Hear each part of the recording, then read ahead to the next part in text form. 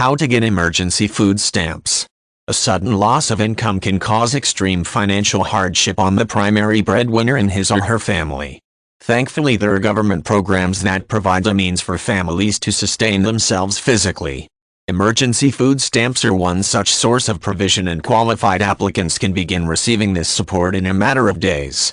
In order to obtain urgent care, you will probably have to physically visit a Health and Human Services department or another government office to apply. Internet applications may be accepted in some instances. Upon applying for emergency food stamps, you will need to prove certain financial hardships exist in your circumstances in order to be eligible. These parameters will vary depending on the region in which you live. In the U.S., the Department of Transitional Assistance is the likely office location that will need to be visited. Funds provided through a government program are often designed to supplement monthly food expenses, and applicants should plan on contributing to the grocery bill too. In addition to providing for children and people with dependents, certain emergency food stamp programs are designed for elderly adults.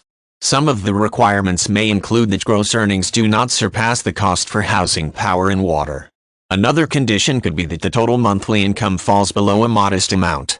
Certain professions that rely on weather conditions for revenue, such as farming, can qualify you for emergency food stamps quickly. Expect that in all instances you will have to prove that the amount of cash on hand coupled with any savings is an extremely low amount. In addition to applying for help, you are probably going to have to meet with a professional at the government agency who will assess your situation.